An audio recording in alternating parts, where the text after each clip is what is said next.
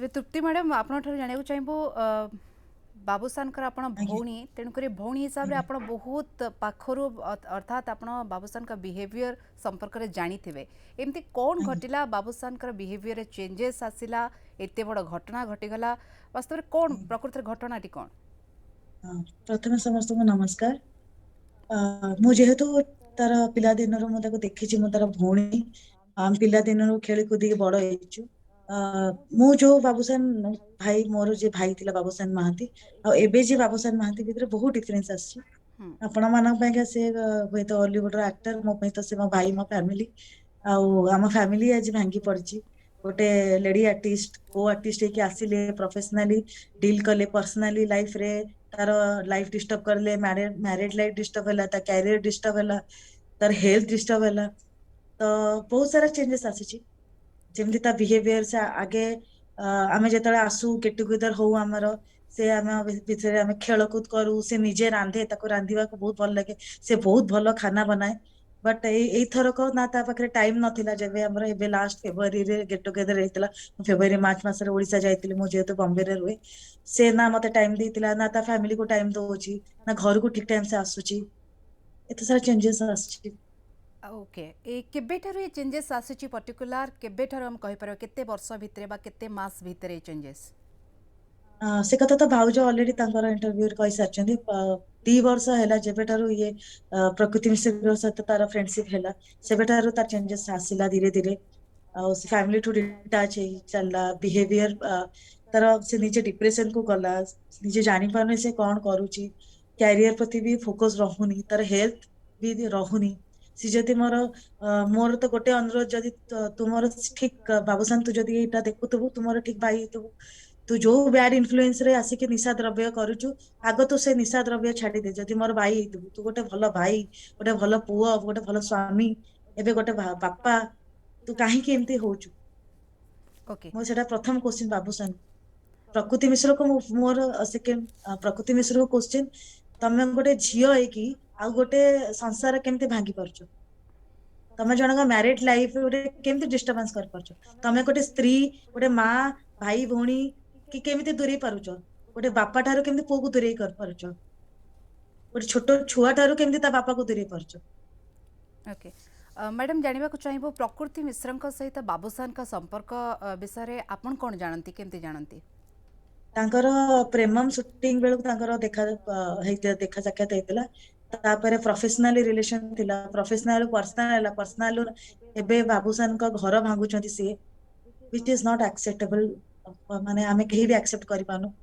Okay घर ସମସ୍ତେ भांगुंट ପରିବାରରେ अर्थात इन द ଦୁଃଖିତ। सेन्स आम केमती नहीं पारिबा कौन एमती घटुची जो एभली आपण शब्द यूज करुछंती बा कौन पूरा घटना कौन ए बाबत रे ସିଏ ତାଙ୍କୁ ବହୁତ ମୋ ଭାଇ ସହିତ ଯେତେବେଳେ ସେ ଫିଲ୍ମ କରୁଥିଲେ, ଫିଲ୍ମ ପରେ ଭାଇକୁ ତାଙ୍କର ଘର ଥାଉଣୁ ରସୁଲଗଡରେ, ସେ ଭୁବନେଶ୍ୱରରେ ବିଭିନ୍ନ ଜାଗାରେ ଭଡା ଘରେ ରହୁଛନ୍ତି।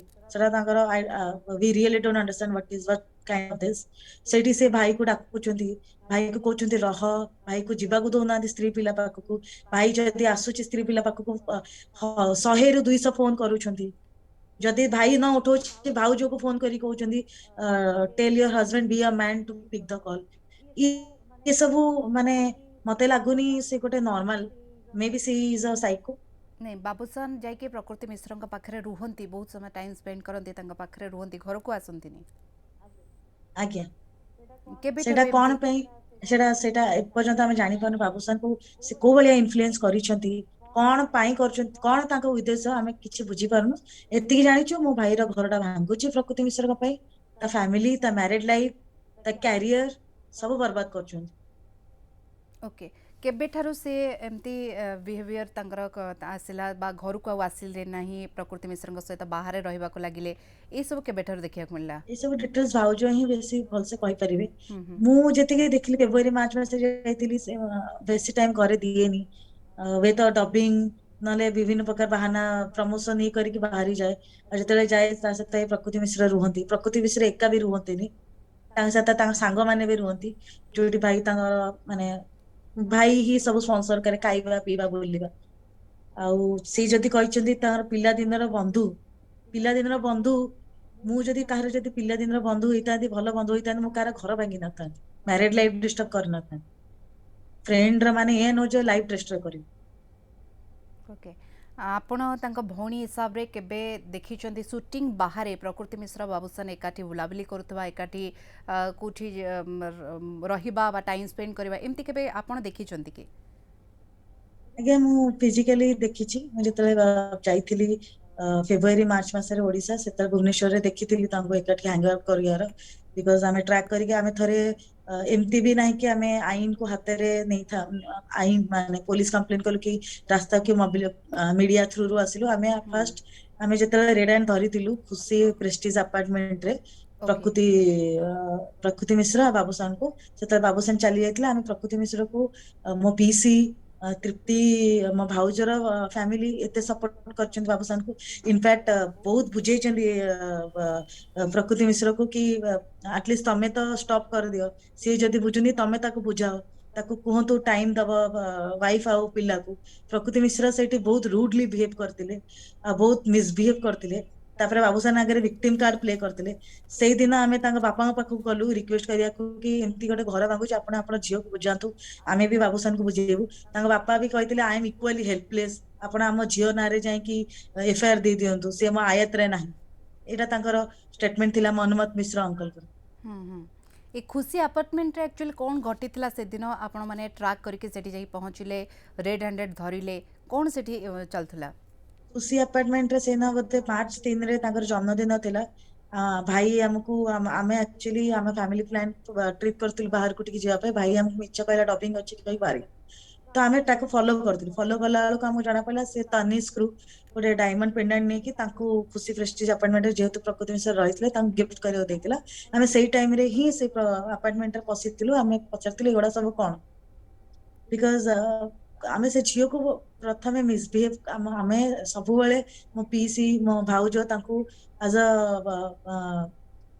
ମାନେ ବୁଝିବେ ବେଲିକା, ସେ ଲେଡି ବୁଝିବେ ବେଲିକା ତାଙ୍କୁ ରିକ୍ୱେଷ୍ଟ କରିଛନ୍ତି। ମୋ ପିଇସି ତାକୁ ଫୋନ କରି କହିଛନ୍ତି ମା ବୁଝିଯା, ମୋ ପୁଅକୁ ଫେରେଇ ଦେ। ମୋ ଭାଉଜ କେତେ ଥର ତାକୁ ଆଜ ଅ ଫ୍ରେଣ୍ଡ ପ୍ରକୃତି ମିଶ୍ରକୁ ମୋ ଭାଉଜ କେତେ ଥର ରିକ୍ୱେଷ୍ଟ କରିଛନ୍ତି କି ମୋ ୱାଇଫ କି ତୁ ବି ଗୋଟେ ଝିଅ, ମୋ କଣ୍ଡିସନ ବୁଝେ। ବଟ୍ ସବୁବେଳେ ସିଏ ମିସବିହେଭ, ଆବ୍ୟୁଜିଭ ଲାଙ୍ଗୁଏଜ, ଏମିତି ହିସାବ କର ମାନେ ବହୁତ କିଛି କହିଛନ୍ତି ଯୋଉଟା କି ସେଟା ଆପଣ ପରବର୍ତ୍ତୀ ଇଏରେ ଜାଣିବେ। ତାଙ୍କର ବିହେଭିୟର ବହୁତ ରୁଡ ଥିଲା। ତୋ ଓକେ। ସ୍ୱାମୀକୁ ତୋ କାନ୍ଦିରେ ବାନ୍ଧିକି ରଖିପାରୁନୁ, ଇଟ ୱାଜ ହର ଲାଙ୍ଗୁଏଜ। ଓକେ, ଏ ଖୁସି ଆପାର୍ଟମେଣ୍ଟ ଛଡ଼ା ଆଉ କେଉଁଠି କେଉଁଠି ଏଭଳି କିଛି କାର୍ଯ୍ୟକଳାପ ଆପଣ ଦେଖିଛନ୍ତି ବା ଟ୍ରାକ୍ କରିଛନ୍ତି? ଆଜ୍ଞା ଭାଉଜ ଯେହେତୁ ଟ୍ରାକ୍ କରିଛନ୍ତି, ଭାଉଜ ସବୁ ଦେଖିଛନ୍ତି ଯୋଉ ଯୋଉ ଆପାର୍ଟମେଣ୍ଟରେ ରହୁଛନ୍ତି। ଏବେ ରିସେଣ୍ଟଲି କାଲିର ଯୋଉ ଭିଡିଓ ସେମାନେ ରହୁଥିଲେ ସତ୍ୟନଗରରେ, ଯୋଉଠିକି ମୋ ଭାଉଜଙ୍କ ବାପା ଘରର ପୁରା ପାଖରେ। ତ ମୋ ଭାଉଜ କାଲି ଯାଇଥିଲେ ଭାଇ ସହିତ କଥା ହେବା ପାଇଁକା ଦୀପଦ, ସେଇଠି ସିଏ ସେମିତି ମିସବିହେଭ କଲେ। ଭାଉଜକୁ ଆଡୁ ଆଡୁ କହିଲେ। ଗୋଟେ ମଣିଷ କେତେ ସମ୍ଭାଳିବ, 2 ବର୍ଷ ସମ୍ଭାଳିଲେ, ସ୍ତ୍ରୀ ହେଇକି ତାଙ୍କର ବି ତ ପେସେନ୍ସ ଅଛି ନା। ତ ଏଇଟା କିଛି ପ୍ରି ପ୍ଲାନ ନଥିଲା। ସେ ଯେହେତୁ ଭାଇ ଆଉ ଭାଉଜ ଭିତରେ ଆସିଲେ, ଭାଉଜ ବହୁତ ପେସେନ୍ସଫୁଲି ହ୍ୟାଣ୍ଡେଲ କରିଥିଲେ। ସେ ବି ଗୋଟେ ଟିଚର, ସେ ବହୁତ ପଢା ଲିଖା ସମଝଦାର। ତାଙ୍କେ ପେସେନ୍ସ ଲୁଜ କଲେ ସେତିକି ଲେବଲ ପର୍ଯ୍ୟନ୍ତ ଇଏ ତାଙ୍କୁ ହ୍ୟାରେସ କରିଥିବେ ବେଲିକା ସେ ଭାଉଜ କାଲି ପେସେନ୍ସ ଲୁଜ କଲେ।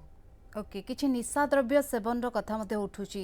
ସେ ପୂର୍ବରୁ ନିଶା ସେବନ କରୁଥିଲେ କି ନାହିଁ, ଆଉ ପରବର୍ତ୍ତୀ ପର୍ଯ୍ୟାୟରେ କେଉଁ କେଉଁ ନିଶା ଦ୍ୱାରା ଆଡିକ୍ଟେଡ୍ ହେଇଗଲେ? ଆଜ୍ଞା ବାବୁସାନ ଏମିତି ନୁହଁ କି ଆଗରୁ ପିଉନଥିଲା, ବଟ୍ ବହୁତ ସବୁ ସେଲିବ୍ରିଟି ମାନେ ପିଅନ୍ତି। ସେଲିବ୍ରିଟି ନୁହେଁ, ସବୁ ନର୍ମାଲ ଲୋକମାନେ ବି ଆଜିକାଲି ପିଉଛନ୍ତି, that is not matter. But ସେ ବହୁତ ଲିମିଟରେ ପିଉଥିଲା। ସେ ନିଜର କ୍ୟାରିୟର ପ୍ରତି ଫୋକସ ରହୁଥିଲା। ସେ ଜିମ୍ କରୁଥିଲା, ସେ ଫ୍ୟୁଚରର ପ୍ରୋଜେକ୍ଟ ବିଷୟରେ ଲାଇନ ଅପ୍ ନଉଥିଲା, ସେ ଗୀତ ଗାଉଥିଲା। ସେ ଏତେ ନିଶା ଦ୍ରବ୍ୟରେ ଇଏ ହିଁ ନଥିଲା। ଏଇ ବ୍ୟାଡ ଇନଫ୍ଲୁଏନ୍ସ ପ୍ରକୃତି ମିଶ୍ର, ହଁ ମୁଁ ମୋ ଭାଇକୁ ଦେଖିନି ନିଶା ଦ୍ରବ୍ୟ କରିବାର, କିନ୍ତୁ ମୁଁ ପ୍ରକୃତି ମିଶ୍ରକୁ ବମ୍ବେରୁ ଦେଖି ଆସିଛି ସେ ନିଶା ଦ୍ରବ୍ୟ କରିବାର। ସେ ନିଶା ଦ୍ରବ୍ୟ ନାଁ ବି ମୁଁ ଏଠି ମିଡିଆରେ ନେଇପାରିବିନି। ସେ ଏତେ ମାତ୍ରା ନିଶା ଦ୍ରବ୍ୟ ବମ୍ବେ ଗୋଆ ମୋ ପାଖରେ ସବୁ ଟାଇମ୍। ମୁଁ ବି ବମ୍ବେରେ ରହୁଛି। ସେ ଏଇଠି ବଲିଉଡ ପାର୍ଟିରେ ଯାଆନ୍ତି, ବଲିଉଡ ଷ୍ଟାର ମାନଙ୍କ ସହିତ ଫଟୋ ଉଠେଇକି ନିଶା ଦ୍ରବ୍ୟ ସେ ତାଙ୍କ ଟିଆରପି ବଢାନ୍ତି। ଏଠି ସବୁ ବମ୍ବେର ହିଷ୍ଟ୍ରି ତ ବହୁତ ଅଲଗା, ସେ ବିଷୟରେ ଆମେ ପରେ କଥା ହବା। କିନ୍ତୁ ହଁ, ମୁଁ ମୋ ଭାଇକୁ ଏତିକି ଅନୁରୋଧ କରିଛି ଯେ ସେ ଠିକ ମୋର ଭାଇ ହେଇଥିବ, ସେ ନିଶା ଦ୍ରବ୍ୟ ଭାବେ ସବୁ ଛାଡିକି ଯେମିତି ତାର କ୍ୟାରିୟରକୁ କନସେନଟ୍ରେଟ କରୁଥିଲା ସେମିତି କନସେନଟ୍ରେଟ କରିବ, ତାର ଫ୍ୟାମିଲିକୁ ଟାଇମ ଦବ, ତା ମା ବାପାକୁ କେୟାର କରିବ, ସେ ନିଶା ଦ୍ରବ୍ୟ ଛାଡିଦବ। ଓକେ, ଆପଣମାନେ ଆପଣ ତାଙ୍କ ଭଉଣୀ ହିସାବରେ केबे गाइड करछंती केबे काउंसलिंग करछंती जे बाबूसान एभଳି करंतु नाही कारण आपण भी परिवार रही फैमिली रही पत्नी माँ बापा गोटे छोट पुओटे भी रही तो आपण माने केबे काउंसलिंग करछंती कि आज्ञा आमे माने खाली आमे माने नो आम परिवार नो भाउजर परिवार ताको निज पुओ भलिया बसिकी काउंसलिंग करछंती भाउजंकर मौसी भाउजंकर माँ भाउजंकर बापा भाउजंकर मौसा भाउजंकर कजन माने भी जो अछंती लंडन ताको भी काउंसलिंग करछंती मोर भी भूणी माने रहउछंती बाबूसाना मोर भूणी माने रहउछंती यूके यूएस रे से माने भी आसी काउंसलिंग करछंती बाबूसान जेहेतु गोटे बेली पुओ ता मौसी माने ताको एते भल पांती मौसी माने ताको बहुत काउंसिल करछंती मो पीसी दिन राति ताकू माने फोन टेकु नथिले फोन करतो बापा कोठी अछु बापा आसे मो पीसी माने पीसी थकी गले काउंसलिंग करी करी मो पीसा भी बहुत ताको समस्त काउंसलिंग कर जेंति नै सबु परिवार लोक आमे आशा छाड़ीनु एबे भी कि आम भाई ठीक है कि आम ओके पक जेतोळे काउंसलिंग करंती रिएक्शन कोन आसे कोन एक्चुअली बाबूसान कहंती सी कहे कि नाई मामा मु फिल्म सरला परे मोर ता सହିତ किछि रिलेशन रहइबनी फिल्म सरला परे सीता बाटरे मुता बाटरे बट फिल्म सरी की फिल्म रिलीज होला परे भी प्रकृति मिश्रा मो भाई को छाड़ी नथिले कोन पे से मु दोष ताली दिया यात्र बाजे मो मानुची मो भाई रो दोष अछि बट सी गोटे निजे गोटे नारी एते वुमेन कमिश्नर जो नारी संगठन कार्यक्रम अटेंड करूछंती अवार्ड विनिंग नौछंती गोटे झियो है कि आ गोटे नारी रो घर केन मागुछंती ओके इथर भावुंट एक केवल प्रकृति मिश्रंक पाई ही एभली घटीगला एक्चुअली जड़े परिवार तांकर फैमिली भी अच्छी बाबूसान एभली कहीं कले ए बाबद रे आपण केबे काउंसलिंग करके जानिबा को चाहिचंती किछि ब्लैकमेलिंग रे कथा भी उभय को उठुते काउंसलिंग करथिलु बाबूसान को जेहेतु बाबूसान हम निज फैमिली आमे बाबूसान तो आगो काउंसलिंग आरंभ करथिलु इनफैक्ट काउंसलिंग करिया को जाइतिलु प्रकृति मिश्र को भी तांको भी गोटे झियो बलिया हम पीसी बुझेइछंती मो भाउज तांको सांग बलिया बुझेइछंती बट तांकर इन रिटर्न बिहेवियर एते अब्यूजिव एते रूड थिला से भूली गले मो पीसी गोटे प्रसिद्ध एक्ट्रेस गोटे सीनियर एक्ट्रेस सी जने गोटे माँ तांको से तो रूडली गोटे माने मेंटल इल भलिया बिहेव कले मते जो न से सेमते बिहेव कले मो पीसी से मते लागले से गोटे साइको पेशेंट नॉर्मल नुहंती प्रकृति मिश्र नॉर्मल रुहंती जे 300 कॉल करूची मो भाई जदि घंटाटे घर भीतर आसे 300 कॉल करिवो कि आसे नाले मो हाथ काटी देबी एटा गोटे नॉर्मल केमती आई डोंट नो से एता बड़ा एक्टर पुनी नेशनल अवार्ड विनिंग एक्टिंग रे तो नंबर 1 से विक्टिम कार्ड प्ले करिया पे बट से काहे कि काहर घर भांगुचंती तम कोन मिलुची एटा ओके किछि ब्लैकमेलिंग भी करूथले जो कथा मैडम कहिसंती तांकर पत्नी बाबूसानकर वाइफ कोन आज्ञा एक्चुअली ब्लैकमेलिंग को टॉपिक को नेकी हेबला सेही आमे सेही रीजन तो आमे जदि जानि परता तो को रीजन को नेकी बाबूसान ब्लैकमेल होउची कि इच्छा नथिले भी ता सହିତ रहुची सेटा आज एते दूर कथा हेई नता आमे रीजन ही जानि पारनी कि प्रकृति मिश्र कोन आ को कथा को नेकी ब्लैकमेल करछन बाबूसान को जबरदस्ती निज पाखरे रखुचंती कि बाबूसान से ब्लैकमेलिंग डर रे कि किछि और एविडेंस डर रे ता सହିତ रहुची सेटा आमे निजे भी एपर्यंत बुझी पारनु सेति आमे समस्त ऑडियंस को भगवान प्रार्थना करछु एई जो भी जहाँ भी होची जल्दी सॉल्व हो जाओ बाबूसान तार कैरियर का उतर बैक करू